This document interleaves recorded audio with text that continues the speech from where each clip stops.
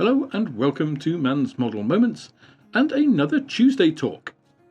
Now firstly, let me apologise for there not being a Tuesday talk for the last couple of weeks. That really just comes down to how busy I've been and the absence of a suitable topic to actually have a Tuesday talk for. I'd rather give you something that I've actually given consideration to rather than just blurt anything out. Now on that point, there are lots of points in history where thoughts have come from people when they have been in the bath, remember the whole eureka, and in the shower, and I think it's because basically your autonomous nervous system, your kind of trained routines are going through the normal daily process of washing yourself, and that little creative part of your brain is tucked away kind of to itself in a little room, and it's just twiddling its thumbs and coming up with odd random stuff, filtering from the day that's been happening, things that have been going on in the past. I'm just like everybody else and have those same sorts of creative thoughts when in the shower. And it was whilst going over the various comments from the scale effect video that a couple of things sprung to mind. Now, one thing that I want to frame before I kind of get into this is that was a 20-minute video on scale effect. The average watch time, YouTube is very good about giving us metrics, for that video was just over 10 minutes. So bear that in mind with what I'll say a little bit later. Now, the comments on the video were quite mixed, overwhelmingly positive, of course, I should say that, and thank you to everybody who has commented.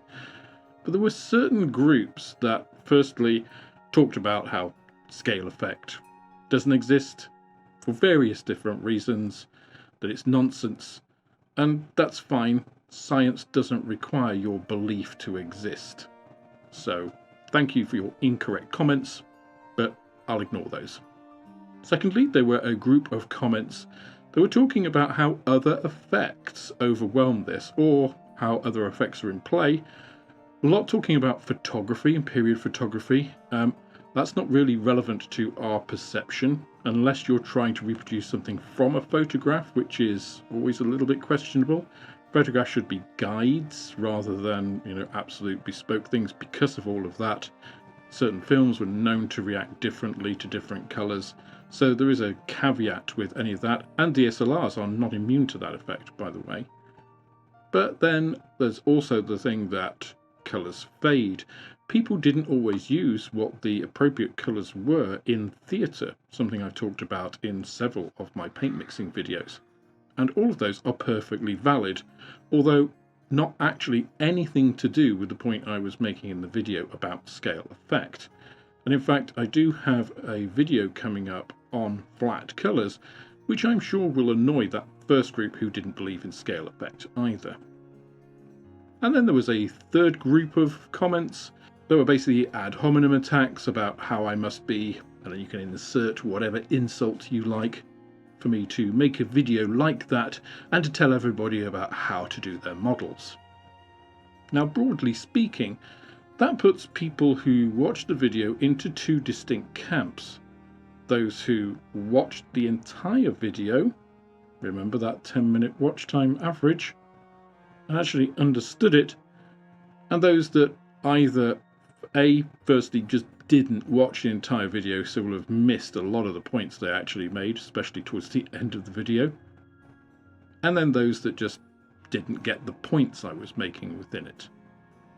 Remember, at the end of the video, I said that all of this was, of course, optional. It's not a rule that everybody has to put into play. And I'll come back to that point in a little bit.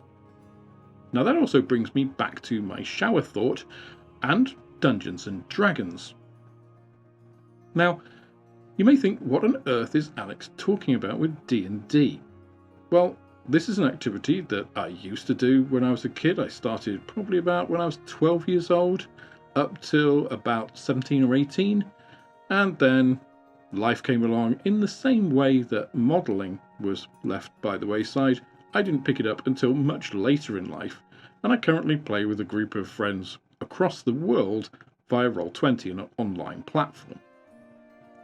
Now, Dungeons and Dragons is a collaborative storytelling game at its heart. People refer to it as a role-playing game and think that people dress up as goblins and things. That's a completely different thing. Dungeons and Dragons is really a game of imagination. Now, the creator of Dungeons and Dragons, Gary Gygax, once very importantly and famously said, and I'll paraphrase here, that the company would be in real trouble if players realised that they didn't need the rules at all. Now, what did he mean by that?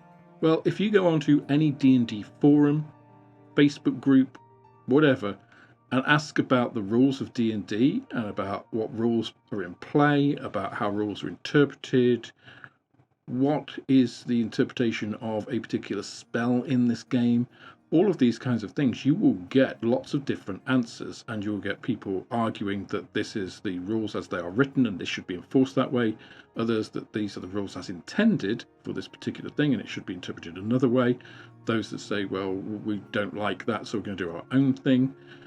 And of course, we are talking about a game of imagination. This is a fantasy role-playing game set in a mythical world with magic and swords and all of these things. So it's rather ludicrous that people argue about rules when this is make-believe. Now, I don't know if you can see the analogy I'm drawing here, but it's very similar to the way modelers argue endlessly and vehemently about particular things in modelling, when ultimately it's down to your own personal choice. And remember, if anybody thinks that I am trying to impose these things on people, like scale effect, I suggest you go back and watch my 10 rules of modelling video. The ultimate number one important rule that I believe in is that this is your hobby and it's fun.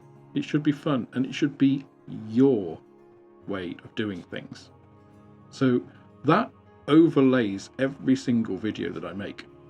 I make a video about scale effect. I'm explaining what scale effect is, comparing the app that Casey and I have developed, the effects that it puts into the traditional way of adding white, which distorts things. So if you want to introduce scale effect, you can do it in a more quote-unquote realistic way, one that mimics the physics of what happens in real life. But I'm not saying you have to do that. So a lot of people seem to get caught up on the fact that, oh my God, Alex is so arrogant, he thinks he's...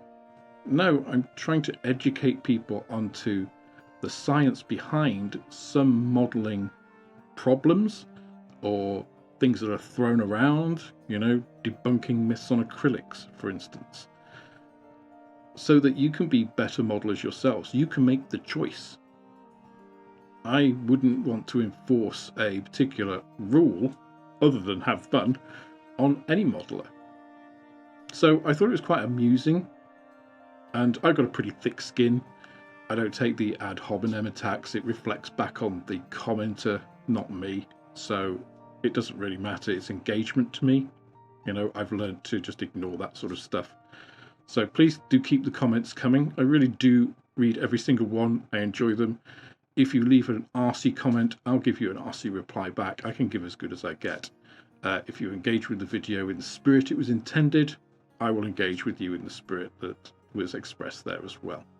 So, as I said, the great majority of comments were overwhelmingly positive. The video itself, over 98% likes, a typical kind of range. So I'm not worried in that respect. I'm not doing this as an explanation or an apology in any way. I don't apologize for science. I don't apologize for explaining things. If you choose not to believe the science, if you choose not to believe the explanation, that's absolutely fine. If you want to paint your models pink or red or blue in complete opposition to what the historical things were, that's fine. If you're trying to recreate a historically accurate colour in scale effect, I will try and give you the tools to be able to do that. But ultimately, it's your choice. So I thought it was an interesting analogy. Now, of course, there is also a political analogy, especially with what's happened in the last couple of weeks with the, I'm sorry guys, unprovoked attack on Iran by the United States, with no real gaming out of the consequences globally for all of us, or an end strategy. And yet, I'm sure just by making that statement, I would have angered a group of people. Yet, why? Now, if I go back to the turn of the century and Tony Blair, I voted for Tony Blair and the Labour government because they seemed to be offering something new. New Labour was the phrase, of course. They had a new image. They weren't about the sort of trench coats and donkey jackets and the sort of very, it seemed to me, non-progressive policies from what I remember of my father being a Labour supporter in the 70s. And I thought, I'm going to give them a chance. I'm going to vote for them, see what they do. And their first term, they seemed to do some good things. They seemed to be very much invigorating the NHS. I worked with the NHS at the time, saw some changes coming in, and there was a fairly good feel about that first term. So I voted for them for a second term. And then we had Iraq. And Tony Blair lied to the nation to say that Iraq had weapons of mass destruction that could be deployed in 15 minutes in order for our approval as a nation to go to war in the Middle East, to attack Iraq and enact regime change. Now, the plausibility of that was suspect at the time. I was very much on the fence. And when it actually came out that no, this was not intelligence, this was basically a thesis which had no material evidence to support it, I was ashamed that I had voted for that political party, and Tony Blair in particular, and that they would go to the lengths of lying to the nation to enact that violence. So my support for Labour completely disappeared at that point. Now, of course, that is also true in America, where Trump was voted in as president of peace, in changing the nation. And if I was a Republican, I would be appalled that my president, who promised no new foreign wars in the Middle East, has enacted a new war in the Middle East. But there are those that still support him in that group, the kind of MAGA, I would call it cult at this point. And this is where I get back to that two different groups. There are people who have open minds, who are prepared to listen, and a lot of very supportive comments, and the community that I have on Discord and YouTube is fantastic. And we don't always agree, but they have open minds. They're prepared to learn. They're prepared to assimilate new information. And that new information should change the direction of your thinking, much as that knowledge that there were no weapons of mass destruction changed my thinking. I was on the fence, but decided, actually, you know what, if Saddam Hussein is that destabilizing and could attack other nations with chemical or biological weapons, he's proved already he will attack other nations unprovoked, as he did with Kuwait. So, okay, it's not good, but it's the lesser of two evils. When I found out there were no weapons of mass destruction, and that changed my view completely. It's like we had no right to do this. And in the same way, I think that many Republicans are thinking, we should not be involved in this war. But then you come to that second group of people where it really becomes a cult of personality. In the US's case, it's Trump. In the case of modelling, it is whatever they have chosen to believe. Scale effect doesn't exist. Modulation of colours is irrelevant. Panel lines shouldn't exist.